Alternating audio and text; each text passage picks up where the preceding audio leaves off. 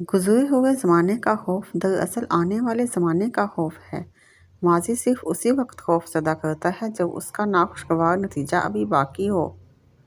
دیواریں چھوٹی ہوتی تھیں لیکن پردہ ہوتا تھا۔ تالے کی ایجاد سے پہلے صرف بھروسہ ہوتا تھا۔ اگر کوئی عورت پسند آ جائے، اس کو حاصل کرنا ہو تو یہ 3 کام کرو: اس کی عزت کرو، اس سے اخلاق سے پیش آؤ اور اس کی طرف نکاح کا پیغام بھیجو۔ یہی اصل محبت ہے۔ عورت کی بدصورتی یہ ہے کہ اس کی خوبصورتی کو ہر کوئی دیکھے۔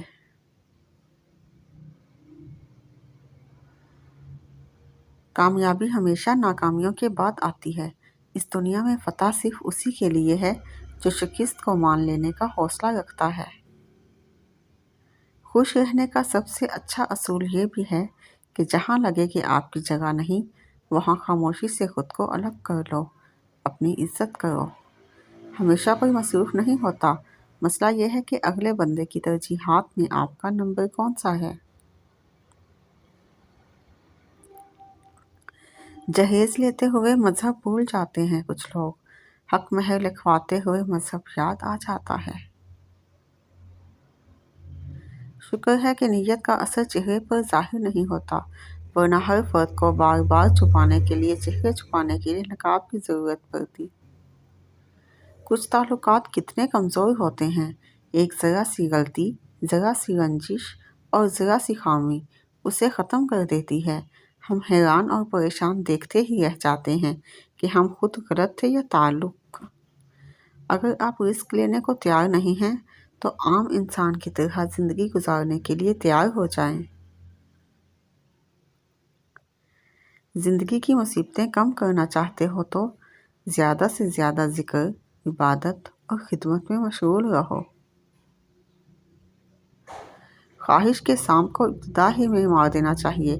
اگر دیر کرو گے تو یہ بڑھتے بڑھتے اژدہا بن کر تمہارے قابو سے باہر ہو جائے گا۔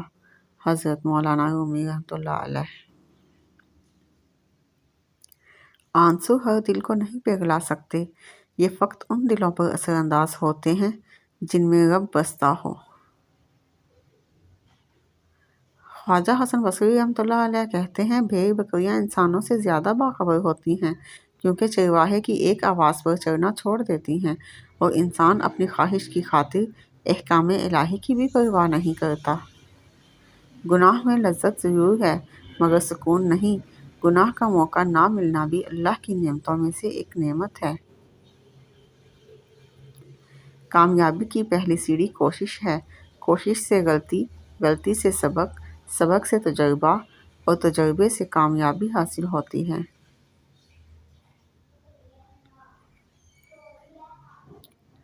حضرت علی رضی اللہ تعالیٰ عنہ نے فرمایا، بہترین رشتہ وہ ہے جو آپ کے عیب جان کر بھی آپ سے تعلق ختم نہ کرے، اور بے شک یہ رشتہ آپ کا اللہ کے علاوہ کسی سے نہیں۔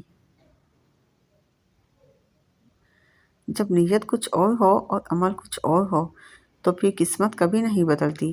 ہم لوگ اپنی نیت لوگوں سے چھپا سکتے ہیں، اس سے نہیں جس نے ہم کو بنایا ہے، جس نے ہماری قسمت بدلنی ہے۔ نماز پڑھا کرو، کوئی ملے یا نہ ملے، اللہ مل جاتا ہے، اور جب اللہ مل جاتا ہے تو سب مل جاتے ہیں۔ جیتتے وہ نہیں جو کبھی ناکام نہ ہوئے ہوں، جیتتے وہ ہیں جو کبھی کوشش کرنا نہیں چھوڑتے۔